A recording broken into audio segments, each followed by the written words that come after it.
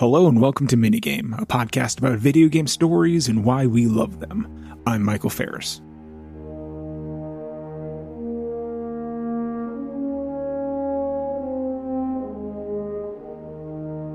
Ever since the unveiling of Halo Infinite, I've been binging the entire series while trying to catch up on the story.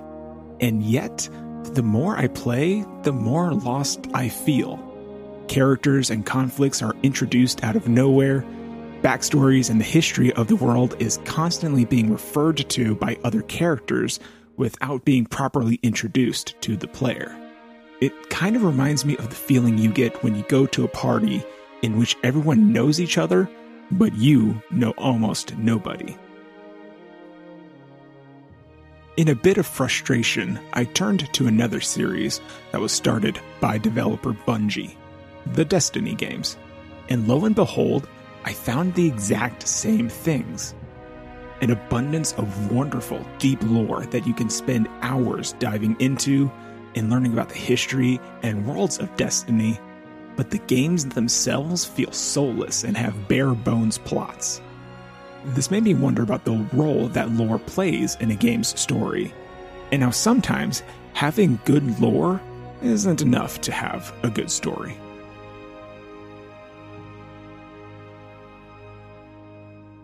The lore behind the worlds of Halo and Destiny are incredible. Both series have histories that span hundreds of years with multiple factions, religious groups, governments, heroes, and villains. However, the actual plots of these games are surprisingly simple. Halo, at least at first, was a fairly brain-dead battle between humanity, the Covenant, and a doomsday species known as the Flood, who are introduced midway through Halo 1. Same thing with Destiny 1 and 2. Both of these games also have warring alien factions and big bad guys to kill with your friends online. Answering what is happening during these games is a fairly easy question to answer. They have many well-acted characters spouting dialogue, objectives are clear, and there is a very clear distinction between good and evil.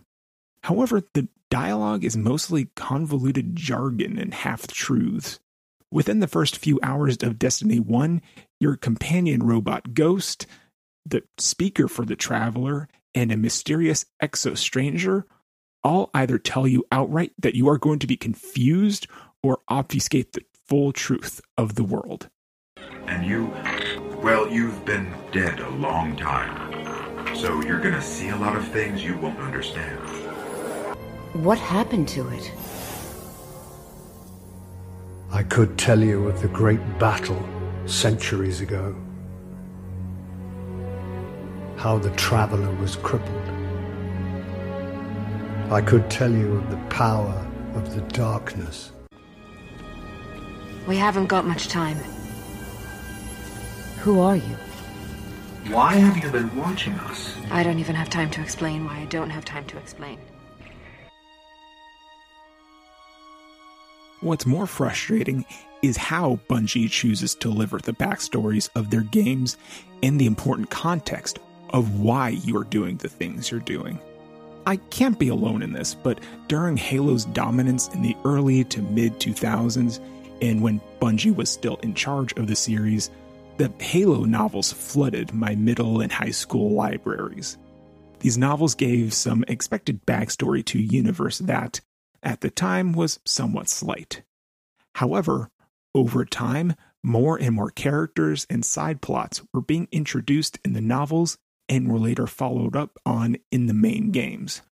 Most famously, the Didact, the antagonist from Halo 4, was introduced in side content and showed up in the game with little in terms of a proper introduction. For those who missed out on this side content, the Didact was unceremoniously thrust into the Halo universe. In Destiny 1, vital backstory and context was given in the Grimoire card system. Milestones crossed in-game unlocked bits of lore on Bungie's website and in the Destiny companion app. In Destiny 2, the Grimoire card still kind of exists, and other bits of lore are hidden in weapon and equipment descriptions.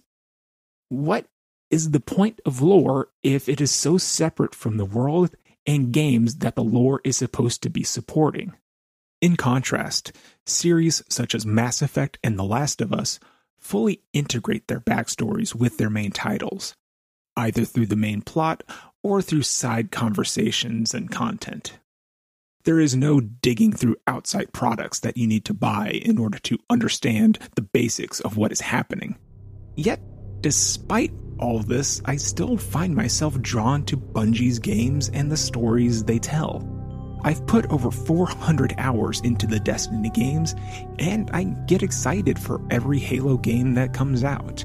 And maybe that's one of the big draws of lore, to give players a bit of a puzzle to solve.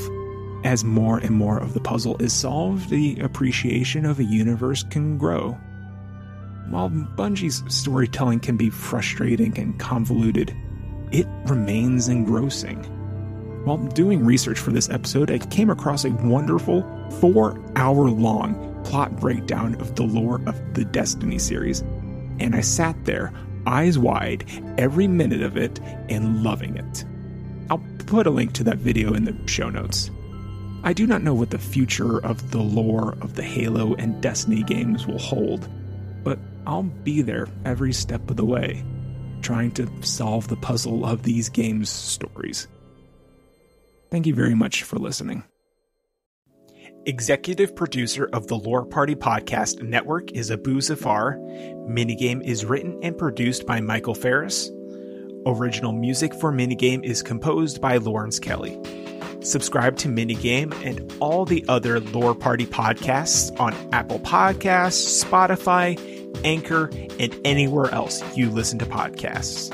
Follow Minigame on Twitter at Minigame Podcast and visit our website at loreparty.com. Thank you very much for listening.